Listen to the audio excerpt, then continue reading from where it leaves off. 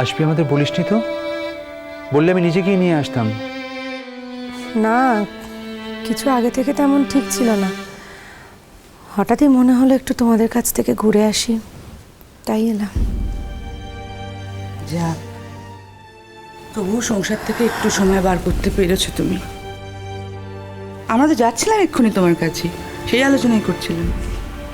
ও, তোমার কি হয়েছে ভূমি?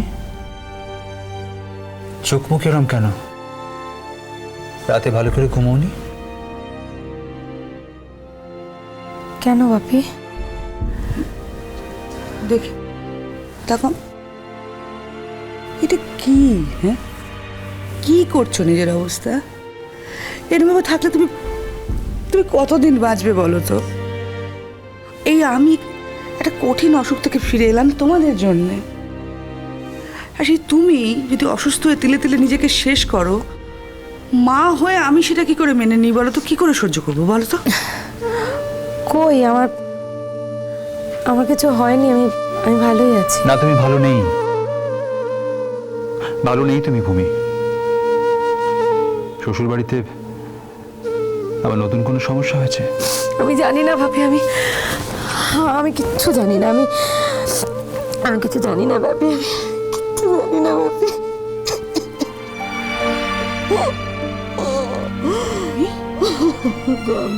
দেখি কে তোমাকে কি বলেছে? কি বলেছে মা? হ্যাঁ, কে কি বলেছে? দেখো, আমরা অনেক অভিযোগ শুনেছি। তখন কিন্তু তোমাকে ওদের হয়ে বলতো। এখন তো উল্টো, যদি অন্য কিছু হয়ে থাকে বলো, তাহলে আমাদের গিয়ে তো কথা বলতে হবে মা। হ্যাঁ, কেউ তোর সঙ্গে অন্যায় করে থাকলে আমাদের খুলে বল মা, আমরা কথা বলবো।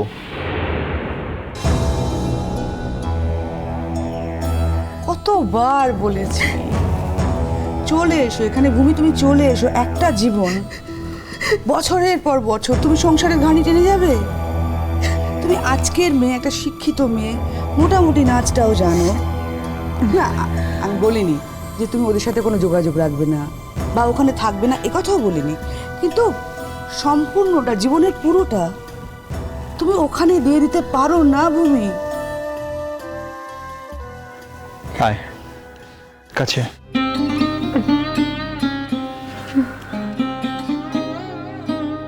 দেখ মা, তুই একটা আলাদা মানুষ। তোর একটা নিজস্ব অস্তিত্ব আছে, সেটা ভুললে কি করে চলবে মা? আচ্ছা, একটা কথা বলতো, তোর বাড়ির লোকজন ছাড়া আর কারোর জন্য তোর কিচ্ছু করার থাকতে পারে না? সমাজের জন্য তোর করার কিচ্ছু নেই মা? বল আমায়। খুলে বলছো না তুমি? তুমি বলো, কে তোমার মনে কষ্ট দিয়েছে বলো? কিছু হয়নি, আমাকে কেউ কেউ কষ্ট দেয়নি আমাকে, ওই বাড়িতে কেউ কিচ্ছু বলেনি। তার মানে তুই লালের জন্যই কাঁদছ? না বাপি, না, লালের জন্য আমি আর এখন এভাবে কাঁদি না। আমার মনের ভেতরে একটা মন সবসময় ওকে নিয়ে আছে, তো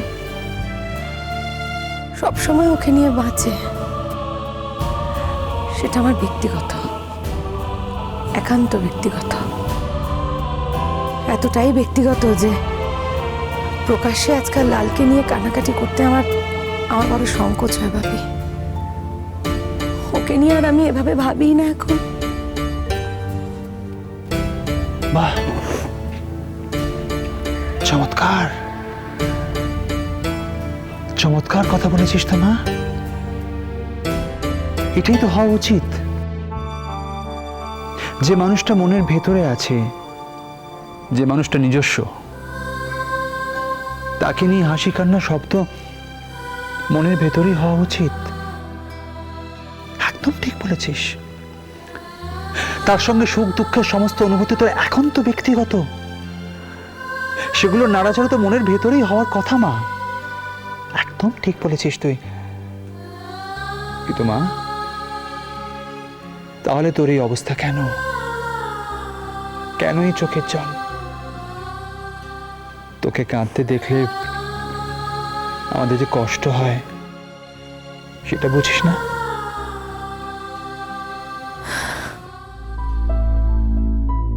আমাদের বাড়িতে একজন গেস্ট এসেছিলেন ভাবি, কাল উনি চলে গেছেন। হ্যাঁ, উনি কে? আমার বাপের বাড়ির দিকে ডিস্ট্যান্ট রিলেটিভ।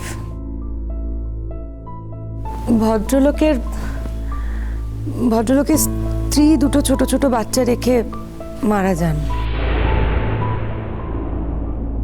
বিদেশেই থাকতেন, তারপর স্ত্রীর অ্যাক্সিডেন্টের পর দেশে ফিরে আসেন। এখানে এসে ওই ব্যাঙ্গালোরে পোস্টিং ছিলেন, তারপরেই কিছুদিন হলো উনি কলকাতায় পোস্টিং পেয়েছেন। এসেই ইনিশিয়ালি বাড়ি টাড়ি পাচ্ছিলেন না কোথাও, তাই জন্য আমাদের বাড়িতে এসে ছিলেন।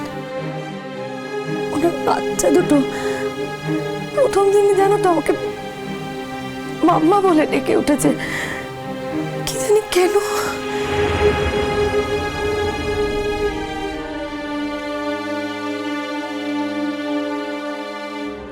আরে, হয়তো ওদের মার সাথে তোমার মিল পেয়েছে ভূমি। তারপর ভদ্রলোক যাওয়ার সময় আমাদের বাড়িতে একটু অদ্ভুত ইঙ্গিত দিয়ে যান। আমার সম্পর্কে উনি জানান যে থাক, বুঝতে পেরেছি, বাকিটা না বললেও চলবে। আমি ওনাকে খুব অপমান করেছি বাপি, কিন্তু কেন জানি না বাচ্চা দুটোকে আমি ভুলতেই পারছি না। ওদের ছেড়ে থাকতেই পারছি না, ওদের জন্য আমার খুব কষ্ট হচ্ছে জানো তো মা। ওদের সঙ্গে যে আর দেখা করব সেই রাস্তাটাও আমি নিজে হাতে বন্ধ করে দিয়েছি। আমি জানি না আমি ঠিক করলাম না আমি ভুল করলাম, আমার কিচ্ছু মাথায় ঢুকছে না। শুধু এটাই মনে হচ্ছে যে ওদের ছেড়ে আমি থাকবো কি করে, ওদের জন্য আমার খুব কষ্ট হচ্ছে মা। তুমি কি বাচ্চাদের দেখতে যেতে চাও? আমি তোমায় নিয়ে যেতে পারি। ওরা খুব হার্ট হয়েছে, ওরা দেখাই করবে না আমার সঙ্গে।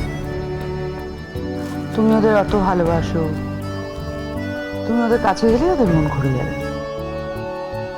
কিন্তু একটা কথা বলো তো, তুমি কি শুধুই ওই দুটো বাচ্চাকে ভালোবেসেছিলে?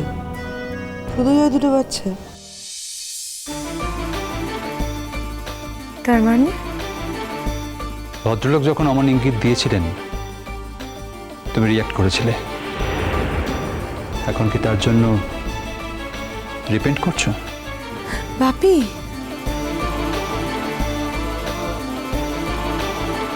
আমি তোমাকে আগেও বলেছি, আবারও বলছি, একটা শোক আঁকড়ে এইভাবে জীবনে বেঁচে থাকা যায় না। জীবনের একটা নিজস্ব নিয়ম আছে, তাকে তুমি অস্বীকার করতে পারো না। এমনটা হতেই পারে যে তুমি যে কাঁদছো সেটা হয়তো শুধু ওই বাচ্চাগুলোর জন্য নয়, হতে পারে তুমি যে মানুষটাকে অসম্মান করেছো, যে ছেলেটাকে অপমান করেছো, হয়তো তার জন্য খারাপ লাগছে তোমার। ভূমি, ছেলেটি এমনিতে কেমন?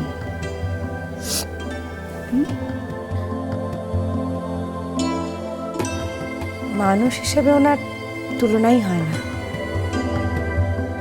ইনফ্যাক্ট ওনার মতো এত সোজা মানুষ আমি জীবনে কখনো দেখিনি। তাই ওনাকে এভাবে অপমান করে আমার নিজেরই বড় অপমান বোধ হচ্ছে মা। আমি সবার সামনে এত খারাপভাবে ওনাকে অপমান করলাম, কিন্তু উনি একটা কথাও বললেন না, বুঝিয়ে দিলেন যে এই অপমানটা ওনার প্রাপ্য ছিল না। ইনফ্যাক্ট এটা আমি অ্যাডমিটও করছি।